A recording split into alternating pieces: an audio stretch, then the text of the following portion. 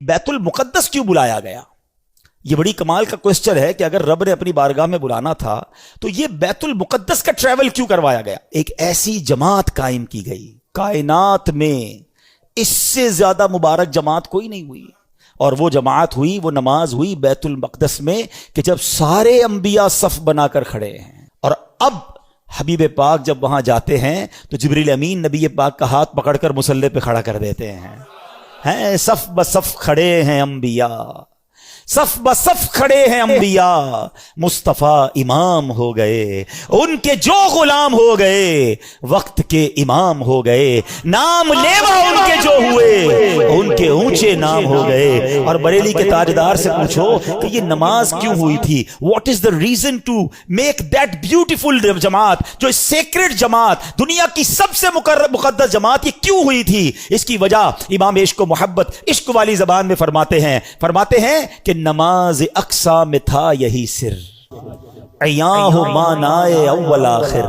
کہتے جو اقصا میں جماعت ہوئی تھی نا، اس میں ایک راز تھا، اور وہ راز یہ تھا کہ پتہ چل جائے کہ اول کون ہے، آخر کون ہے، افضل کون ہے، مفضول کون ہے، آقا کون ہے اور اس کے پیچھے کون ہے۔ سبحان اللہ۔ کہتے نماز اقصا میں تھا یہی سر، عیاں ہو مانائے اول آخر، ہے دست بستہ پیچھے حاضر، جو سلطنت آگے کر گئے تھے، جو پہلے سلطنت انبیاء کر گئے، وہ سارے ہاتھ باندھ کر پیچھے کھڑے ہیں۔ سب کو بتا دیا گیا کہ رب کا حبیب کون ہے، سب کا آقا کون ہے۔ گویا یہ منظر اس وقت ظاہر ہو گیا کہ خلق سے اولیاء، اولیاء سے رسول، اور رسولوں سے اعلیٰ، اور رسولوں سے اعلیٰ۔ مسجد اقصی میں جب نبی پاک علیہ السلام پہنچے نا، تو اب وہاں پر نبیوں نے خطبہ دیا۔ اب ذرا خطبہ سنیے گا۔ سب سے پہلے حضرت ابراہیم نے خطبہ دیا، الحمدللہ الذی اتخذنی خلیلا، تمام تعریفیں اس اللہ پاک کے لیے جس نے مجھے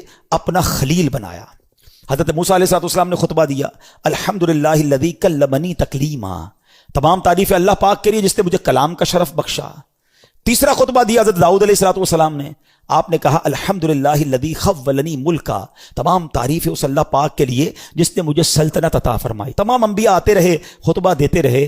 اب جب نبی پاک علیہ السلام کی باری آتی ہے، اللہ کے حبیب کی باری آتی ہے، آپ نے فرمایا الحمدللہ الذی ارسلنی رحمتا للعالمین، تمام تعریفیں اس رب کے لیے جس نے مجھے رحمت بنا کر بھیجا۔ اسی خطبے کے دوران سنو اے امتیوں، تمہارے آقا تمہیں اس شاندار محفل میں بھی نہیں بھولے ہیں۔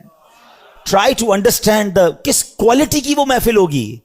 کائنات کے سارے بہترین، سب سے بہترین افراد جمع ہیں، اللہ کے حبیب خطبہ دے رہے ہیں، اور آڈینس کون ہے؟ انبیاء ہیں۔ سب اپنی اپنی بات کر گئے نا۔ سنو نبی پاک نے آگے کیا فرمایا۔ اللہ کے نبی کہتے تمام تعریفیں اس اللہ پاک کے لیے جس نے میری امت کو بہترین امت بنایا، جو لوگوں کے لیے نکالی گئیں۔ تمام تعریفیں اس اللہ پاک کے لیے ہیں جس نے میری امت کو سب سے افضل بنایا۔ تمام تعریفیں اس اللہ پاک کے لیے ہیں جس نے میری امت کو اول بھی بنایا۔ اول کیوں؟ کہ ساری امتوں میں سب سے پہلے جنت میں نبی پاک کی امت جائے گی، اور میری امت کو آخر بھی بنایا کہ یہ امت دنیا میں آنے کے اعتبار سے سب سے آخری امت ہے۔ اللہ اللہ، ایسی محفل تھی، اور آقا ذکر کس کا کر رہے ہیں؟ پہلے سوچو، ذکر کرنے والا کون ہے، سننے والا کون ہے، اور ذکر کس کا ہو رہا ہے؟ پھر ہم کیوں نہ کہیں کہ میری خوش قسمتی، میں تیرا امتی، تو کجا من کجا۔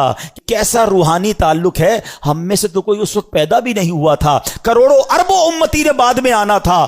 آقا معراج کی رات بھی اپنی گناہگار امت کو یاد رکھے ہوئے ہیں۔ ارے بتاؤ، جو دنیا میں امت نہیں آئی اس کا پہلے خیال رکھ سکتا ہے تو خود پردہ فرما جائیں تو بعد میں آنے والی امت کا خیال کیوں نہیں رکھ سکتا ہے؟ وہ آج بھی مدد فرماتے ہیں، وہ آج بھی نگاہ فرماتے ہیں، وہ آج بھی امت کا خیال رکھتے ہیں، اور سنو انشاءاللہ بروز قیامت بھی ہماری شفاعت فرمائیں گے۔